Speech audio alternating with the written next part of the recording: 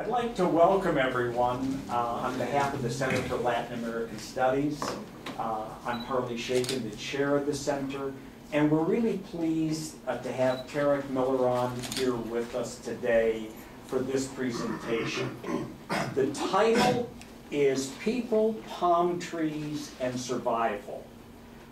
Tarek has a Ph.D. in ecology. He's worked extensively as a forest ecologist, and he has looked at the harvesting of palm trees in Colombia, Peru, and Venezuela. But I think this theme, which is fascinating in and of itself, really goes beyond the specific theme. It's about people, the environment, and the ways in which people, to get a livelihood, interact with that environment and the issues that it raises.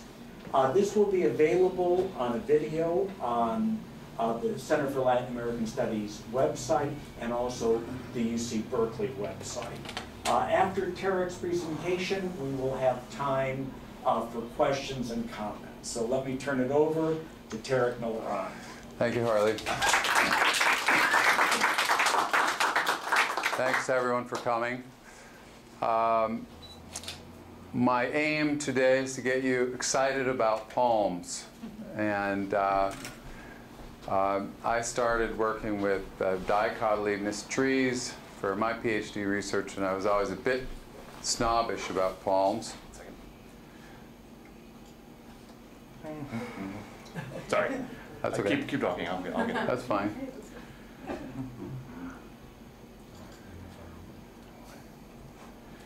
Why did you decide not to open this? There it is. Okay. So down in the bottom left. It's this, actually. Get out of your way here. There we go. Okay. So people don't spend enough time thinking about palms. Palms are critical for human beings all over the world, from sago palm in New Guinea, which is an extremely important resource, to a very old record in the New World, where I work, of palm use. There are about 2,600 species of palms in the world, and the vast majority of them occur in the tropics, with very few in the subtropics. My focus today is going to be down to northern South America, but I think palms are so important that the trick is always going from this view to this view. And I should recognize that many of these photos were taken by Kike Arnal, who's in the back there. But this is really my subject matter today. You have this rich fruit resource, in addition to a lot of other uses for palms. And as a human being in the rainforest, you have to grapple with that. And it's a challenge, as you can see. I got into this as a climber more than as an ecologist. I lived for quite long periods of time with native people, Yacuana and Sanema people in the Caura River Basin in Venezuela. And in terms of day-to-day chores, I could split wood and so forth, but that wasn't much good. I could climb, though, and so I did a lot of palm climbing and was lucky to have a lot of fruit around.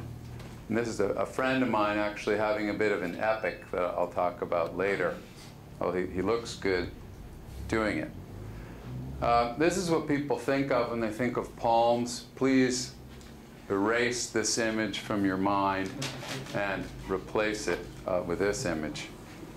Even though Cocos nucifera, that's an interesting story, the coconut palm, turns out genetic data now tell us that people likely brought Cocos nucifera to the New World from the Philippines.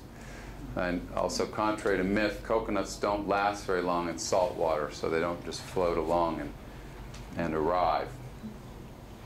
Now, I want to really back up to give some perspective on this subject of palms, given that I've stated it's extremely important. So let's just compare our annual production of oil, petroleum, with vegetable oil. And we use about 4.5 billion metric tons of oil a year, about 90 million barrels a day it is. So vegetable oil, what we can grow, that gives you a bit of a sense of scale there. And most of that vegetable oil is eaten, but perhaps 15 or 20% of it might be for other uses. So continuing with this overview, you can see that what I'm calling total palm oil is by far the biggest production of oil in the world and growing. I say total palm because it's palm oil plus palm kernel oil. You know, well ahead of soybean, and there's an important reason for that, and that is that oil palm is about 8 times as productive as any other oil crop per hectare, which is a pretty large multiplier. On the low end, maybe 4 metric tons per hectare of oil. So it's really impressive and can get up to 12. Here's Berkeley down here, this small bar. So looking at which countries are involved, and you follow this in the news, palm oil, Indonesia, Malaysia rule the roost on this. But here's Colombia here, and in other, there's Brazil and Guatemala adding up, and some other countries. But this is African oil palm. It came from Africa and really exploded in Indonesia and Malaysia. And then let's just look at imports. Where is all this going? It's mostly going to India and China, no big surprise there. European Union, surprisingly, is a really big importer with rough parity with the US, but we produce so much soybean here. And then you have, surprisingly enough, Malaysia doesn't produce enough oil for its own consumption, so according to the USDA, it's actually importing oil. So this is the big picture, because you can't talk about palms without talking about African oil palm, which is planted the world over in an area about 40% the size of California. So it figures in a big way. I was surprised to learn that the African oil palm genome was only recently sequenced just last year in a major effort to try to make it more productive and use less acreage.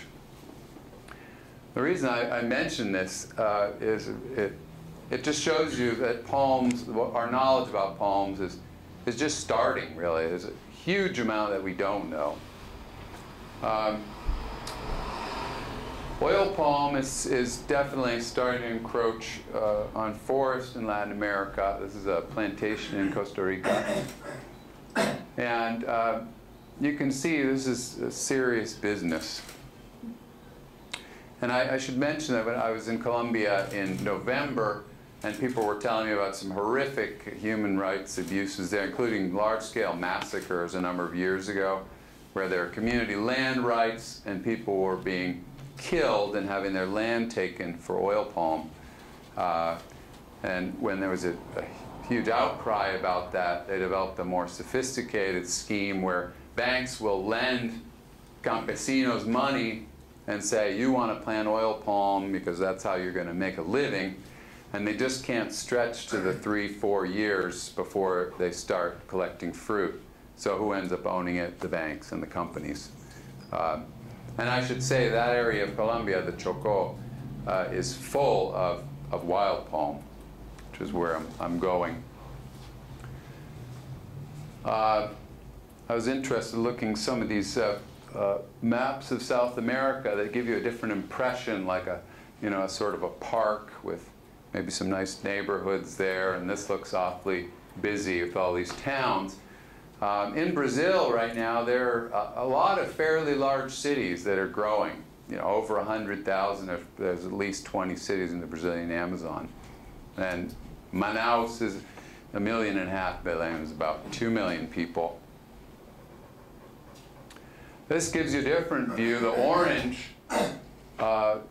whether they're shaded or not, that's indigenous lands officially recognized and not, is the distinction between shaded and solid color. And then there are these protected areas.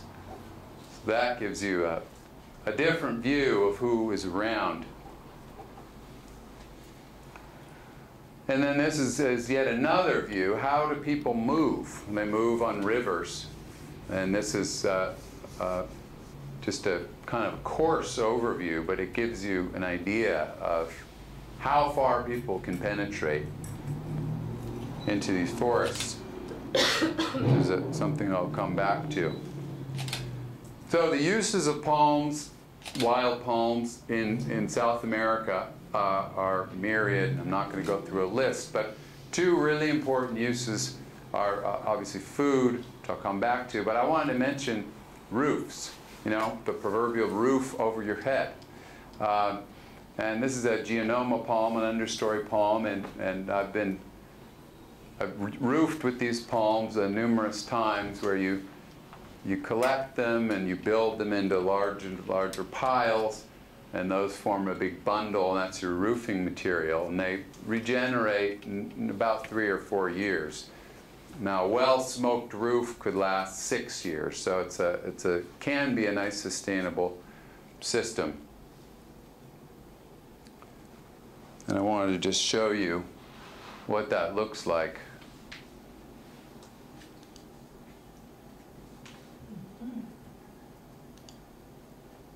There we go.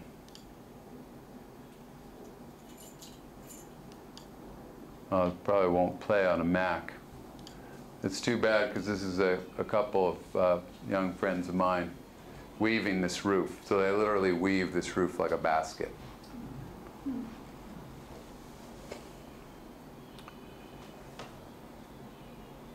And that's the end result. This amazed me in Iquitos area. This is a similar understory palm that's forming the roofs here, the Lepidocarium. And these are huge chicken barns. They're just massive. You know, they're like 120 feet long.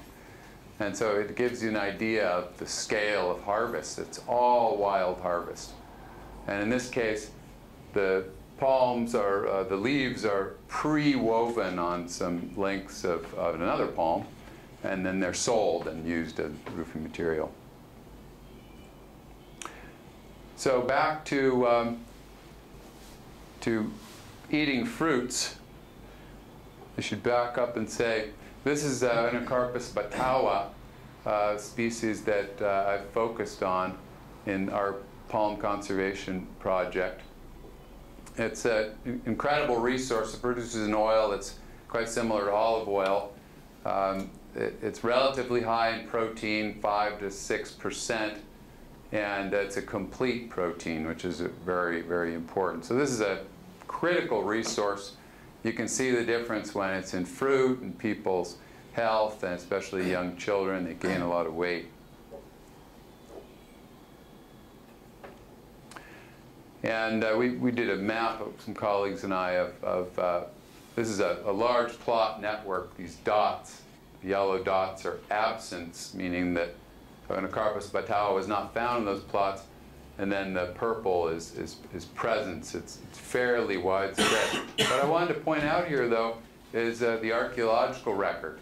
So palm seeds, 9250 before present, found in human settlements. So the implication that really hasn't been studied at all here is that these seeds have been they've been dispersed by humans for thousands and thousands of years. And then it's extremely likely that they had a big impact on populations.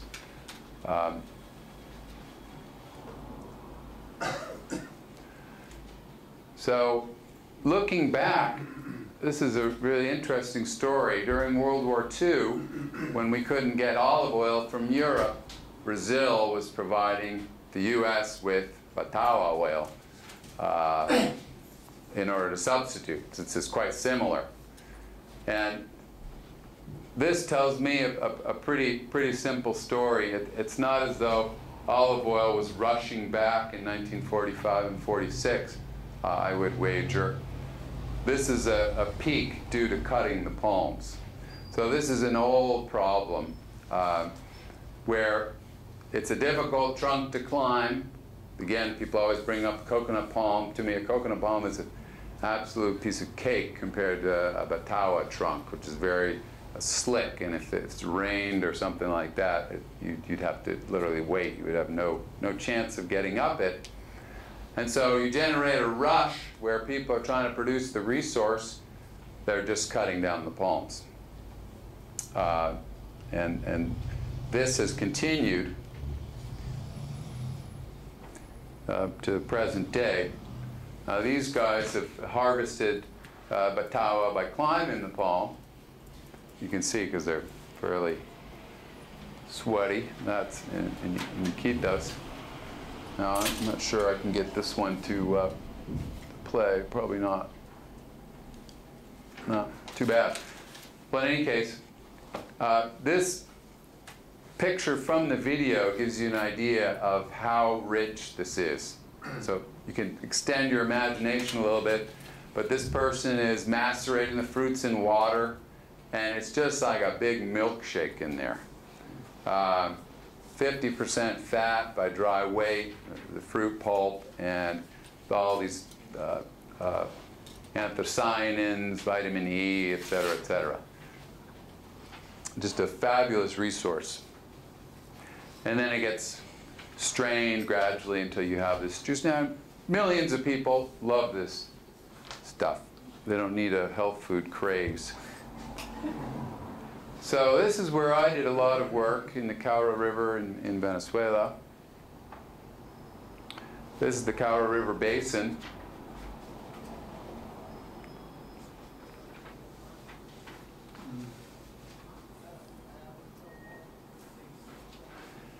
And we had this issue of the palms being cut, and older people saying, how can we encourage young people to continue to harvest with the old technique?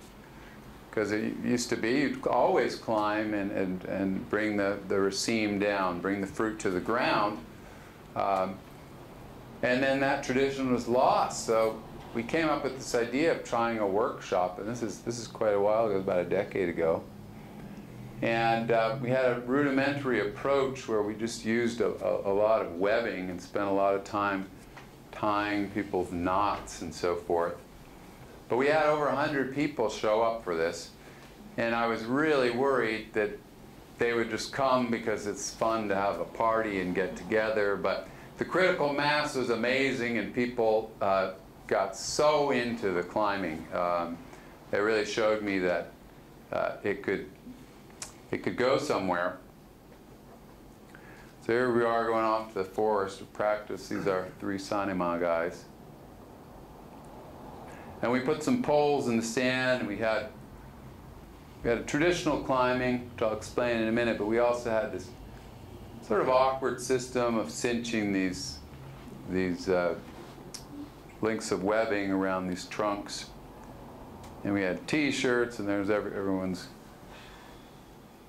And then we had a competition. This is the key part of this, is these people are very competitive in every way. And when we're out cutting that roofing material, it's always a competition. So we had the same here. And you can see that he's on a traditional run here. And so he's using just this sling to grip the pole, and then he's hugging and lifting his legs and advancing.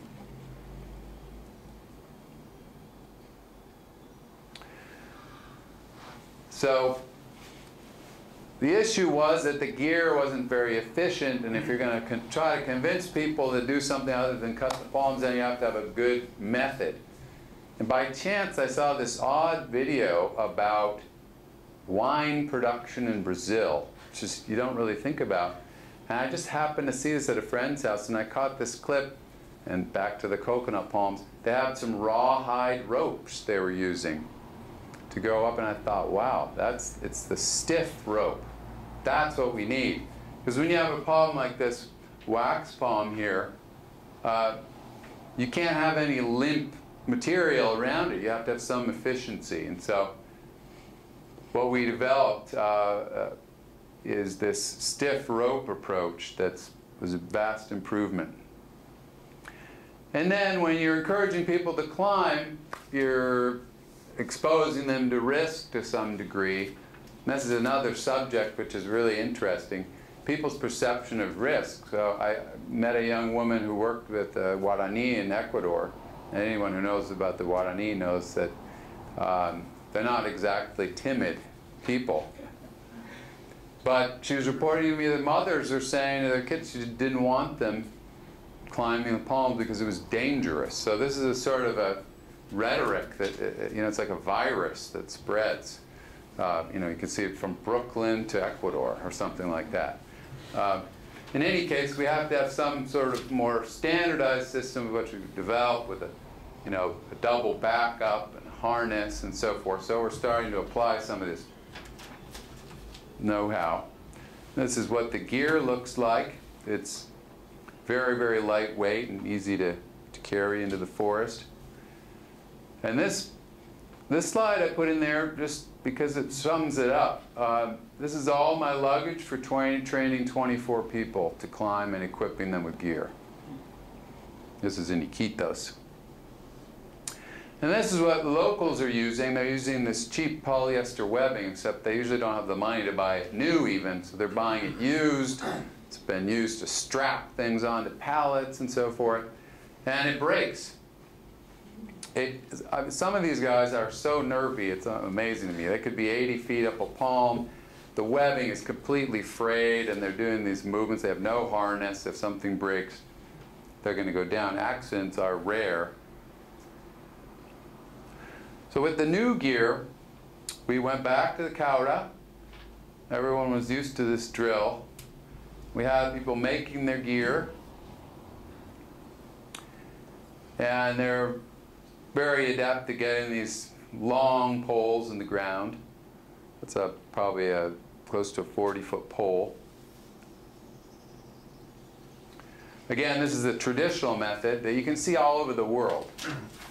So we have a kind of a double system here where you learn to use the gear, but you also learn the traditional method. And this is someone just trying this for the first time on the practice poles. It takes effort in the competition. People get pretty flustered sometimes, but it's entertaining for everyone.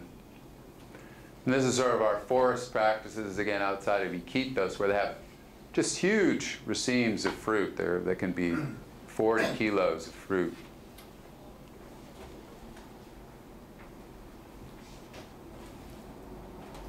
And everyone gathers around and criticizes and gives advice and so forth. See, this fellow, he's just hanging out with a sling on his feet. Yeah, that's a winning moment in a competition we had. I just want to back up to this. Since these photos, we did an event in 2011. And a decade ago, we did our first event. The best climbers were people over 40, 50. They had the technique. And the young guys are really, really strong. You can't muscle your way up the palm. You have to learn to grip with your feet and so forth. And so what happened was those kids watched this and they're dominating now. So it's very quick that it becomes an activity that has some prestige and everybody's interested in. And so I was really, really happy to see that. People always ask me, do women climb? And the Iguana and the Sanima, the women generally don't climb. In other areas, they do climb.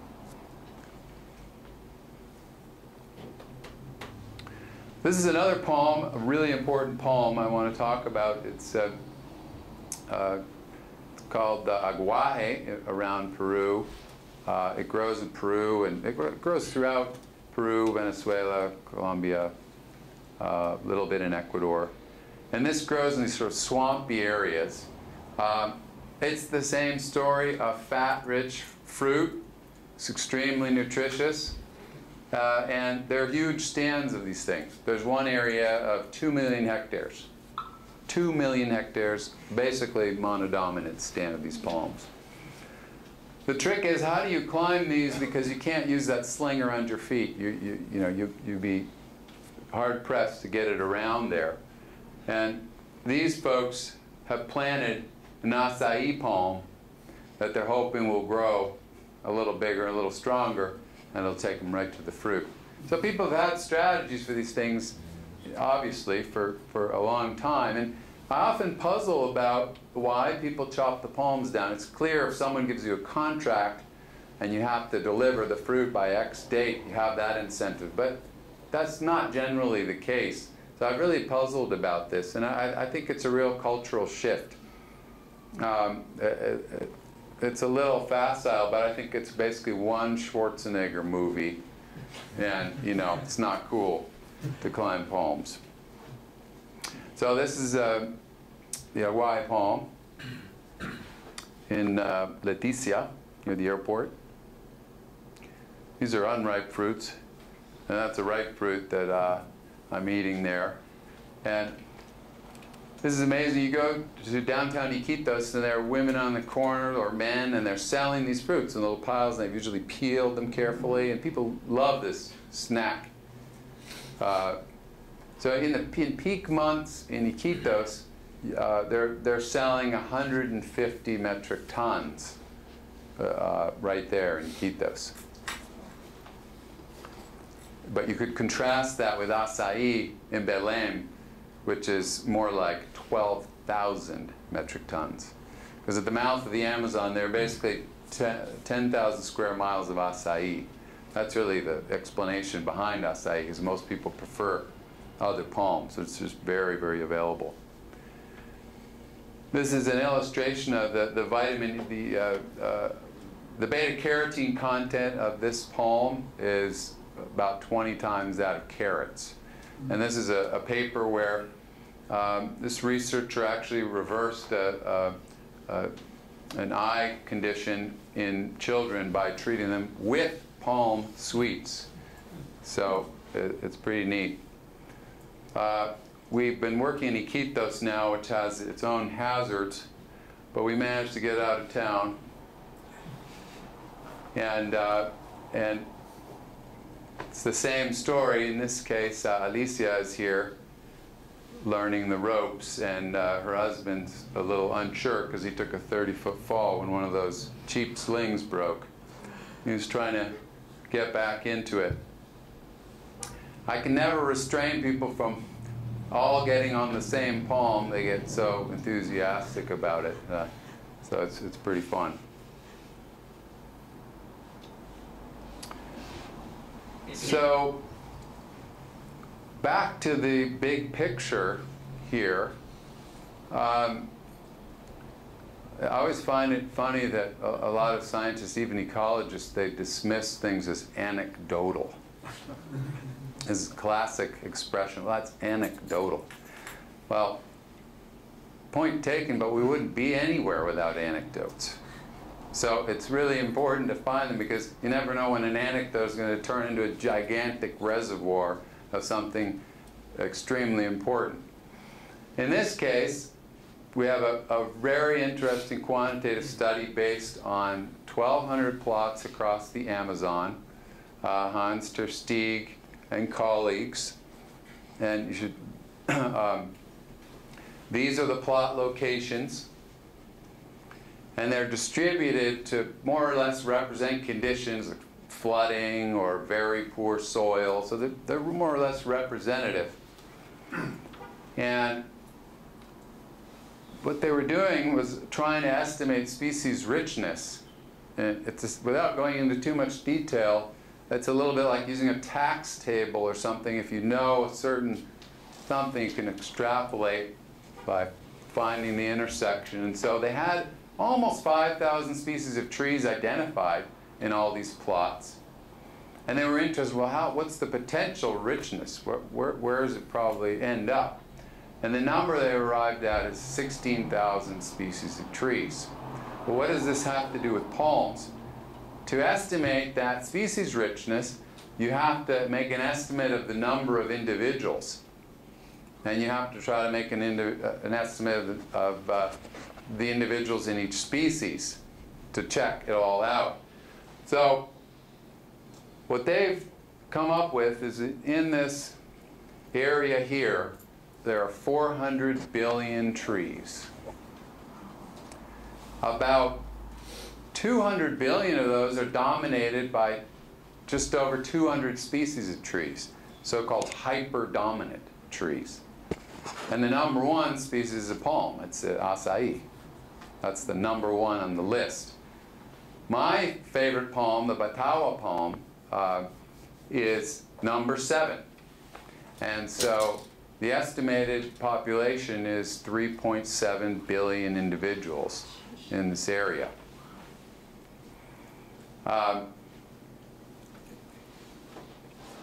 Which turns out to be 2 million metric tons of oil.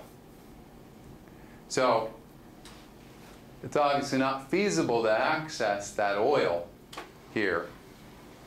But if you could access a fraction of it, you could offset the approach that people are taking, where they're just copying Indonesia and Malaysia and other places and just clearing forest and planting African oil palm.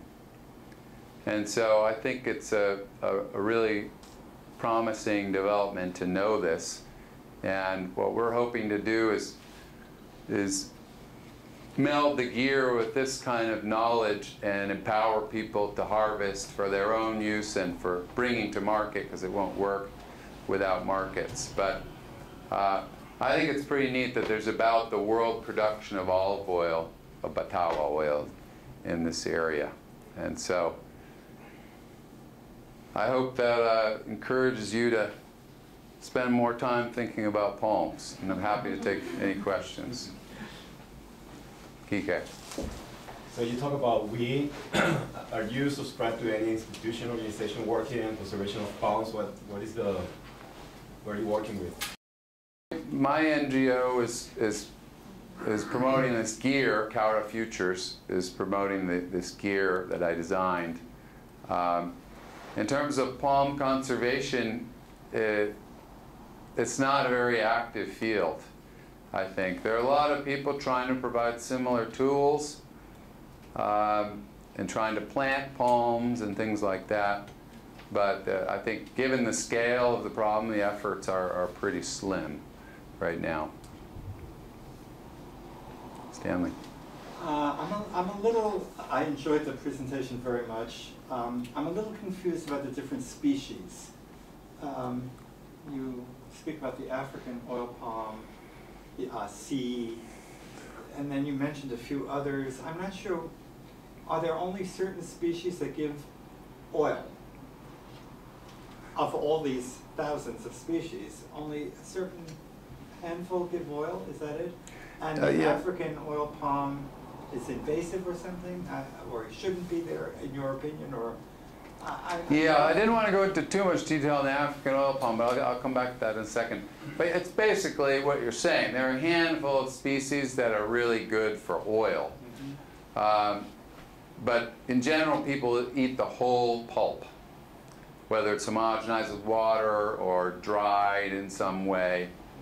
But yeah, the people have focused on, probably a couple dozen species for eating of wild palms. And some of those are kind of quasi-domesticated, like the peach palm. So I'm focusing here really on the 3 big ones, which is acai and aguaje and this patawa. Now, acai's become a craze in the U.S. because it's a huge thing in Brazil, massive. So now back to the African oil palm. My point about that is it's the elephant in the room. So the African oil palm originated on the west coast of Africa and was used to supply oil to Europe in the 19th century, probably prior to that. At the beginning of the 20th century, it its development began to just move at a very rapid clip. And in the last 50 years, there's just been a huge focus on breeding it. And so it's the dominant palm in the world because it's been planted everywhere. And even though a handful of people made this happen, everyone just continues to follow suit instead of looking for alternatives. It's the proven way to go. And so the problem with it, there are innumerable problems with it, but one of the main problems is that it's a monocrop and it's very vulnerable to pests. And so you have primary forest being cleared, palm planted, and then just saturated with pesticides for the duration. So, it's an industrial model. We're never going to be able to escape using the oil palm because you can see how dominant it is. And that production I was talking about of vegetable oil is still falling short. It's about 24 kilos per person per year. So, a 2,500 calorie diet, if you were just deriving your calories only from fat, it's I think around 85 days. So, there's a huge demand for this oil. But in Northern and South America, excluding Brazil, you have, in those countries I mentioned, it's about 135 million people. Most of them don't live in the Amazon, but it's a drop in the bucket compared to the demand in Asia. And so, but yet we have this need to try to conserve these forests. And I really believe that those forests won't be conserved unless they're useful to people who live in them. And so, it's just fascinating to me how time goes by and a few people took initiative of the African oil palm and they made it happen for the world. I mean, it just turned into such a huge, big deal, and no one has done that with these other palms, even though since decades ago you'll see National Academy and so on saying that list these species as are very promising and so forth. Yes?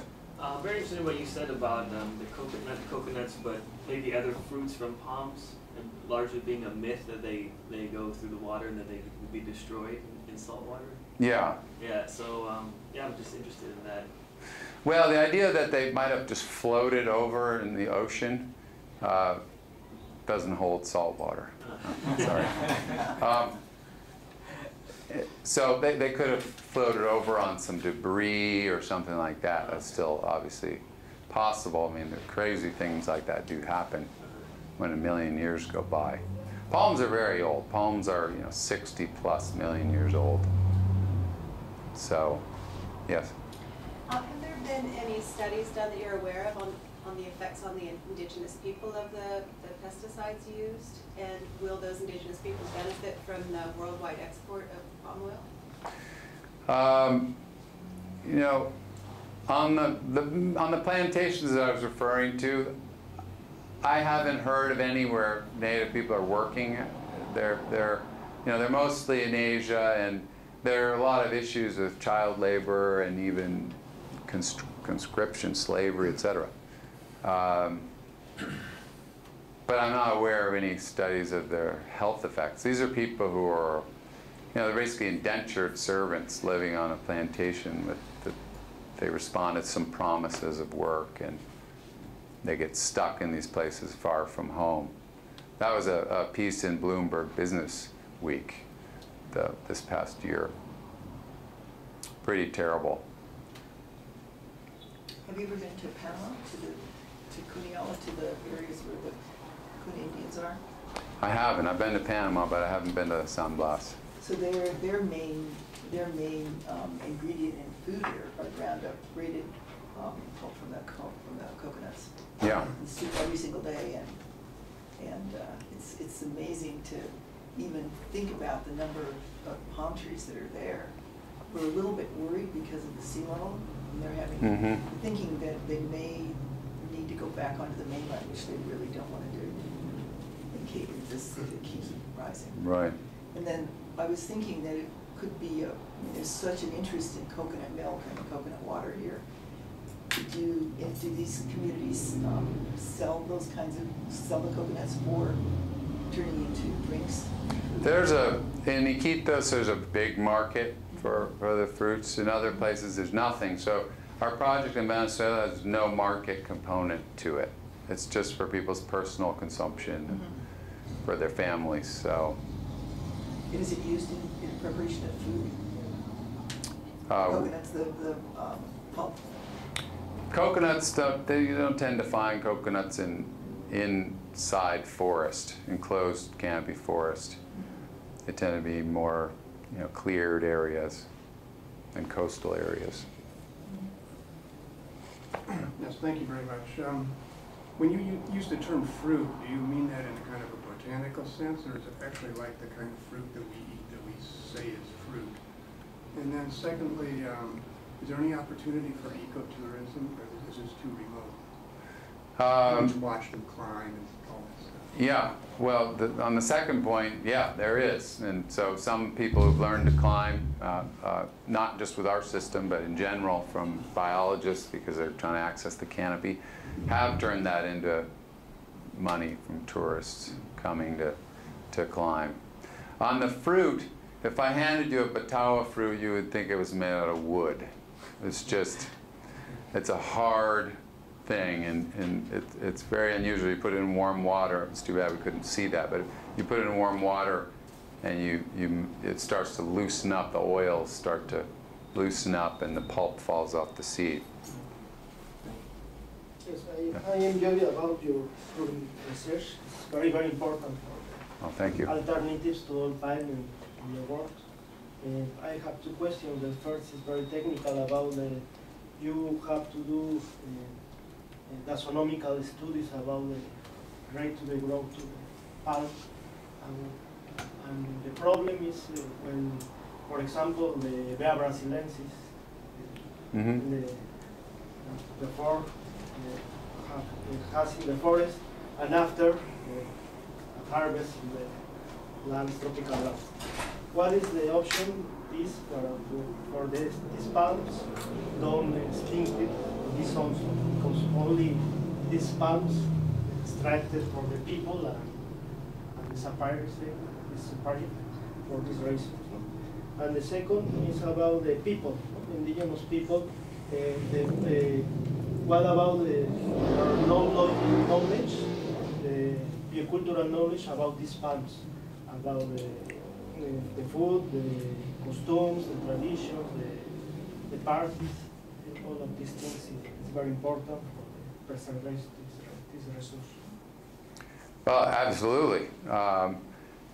There's a lot that I didn't go into about hybrids and things like that, natural hybrids that native people have a deep knowledge of. So they'll classify beyond the species level, and they can recognize certain desirable characteristics and just naturally occurring hybrids.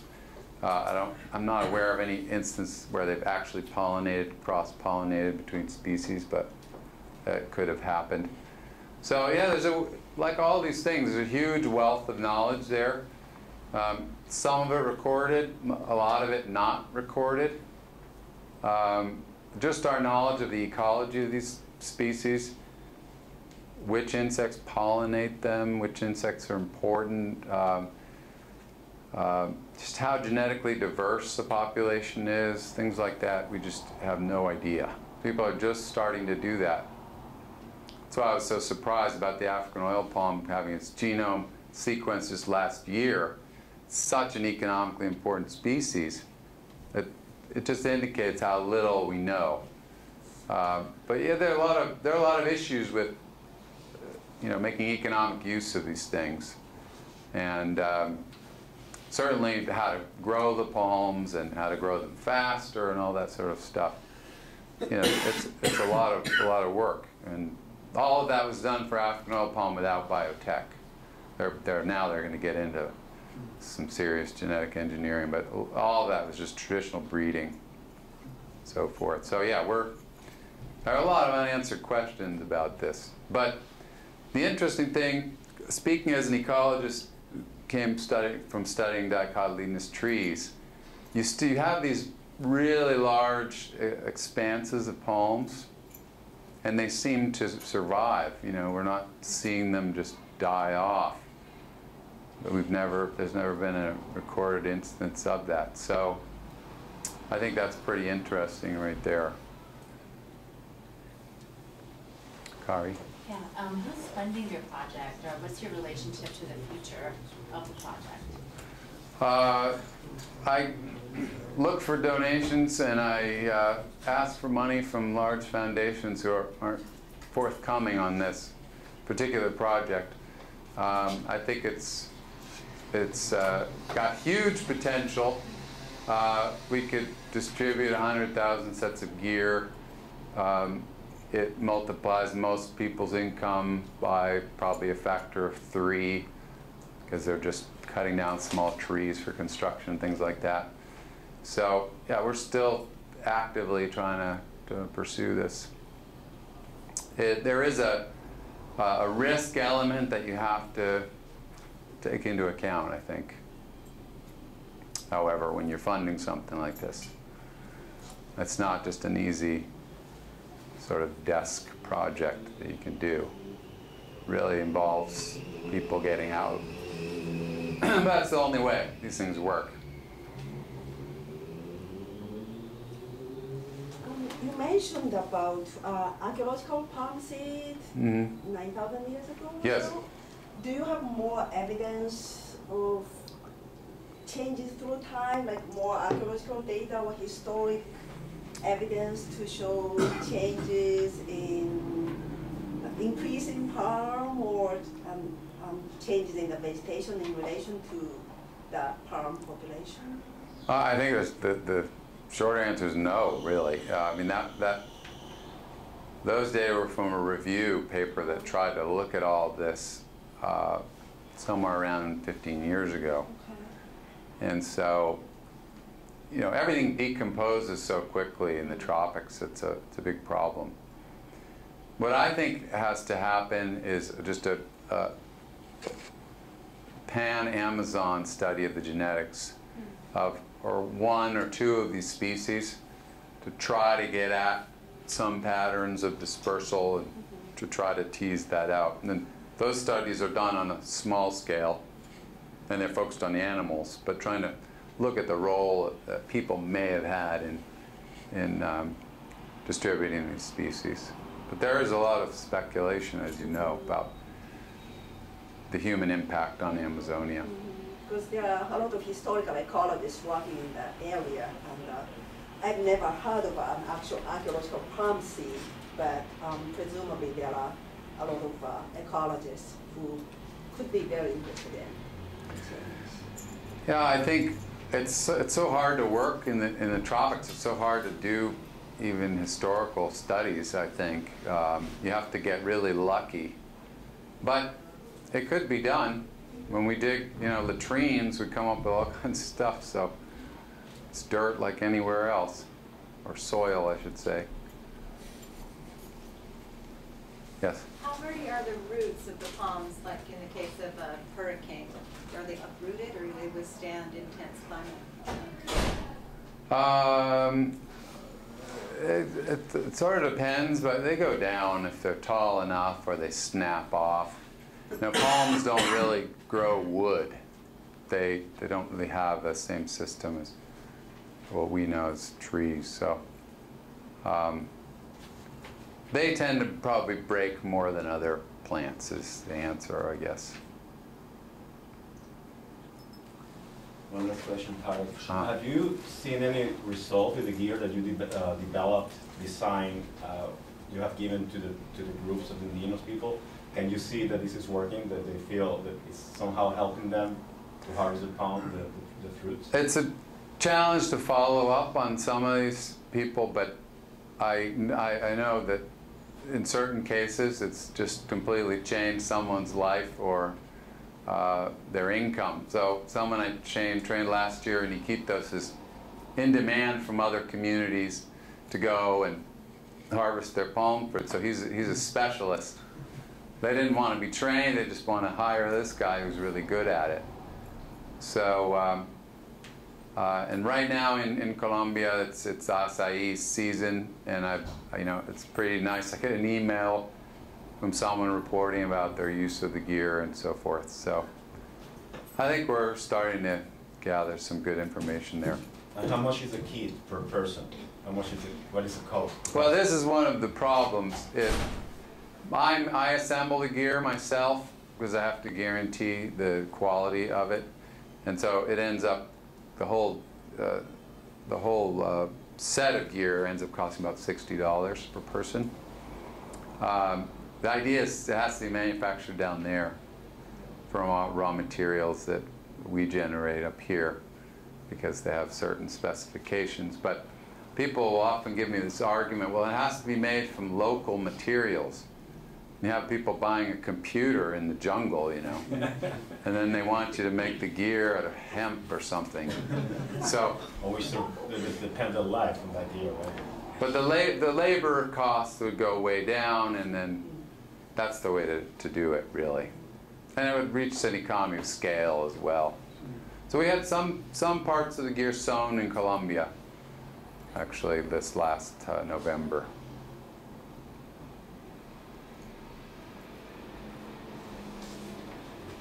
I just want to, in conclusion, I want to thank Tarek again for coming. I realize many people in this room have a knowledge of this area, but for those of us who don't, you've really opened the ecological, social, cultural, and economic importance of palms. And we look forward to having a broader audience through the video, through the website, etc., for this issue. It really raises, I think, a lot of fascinating questions. So thank you. Thank you, Harvey.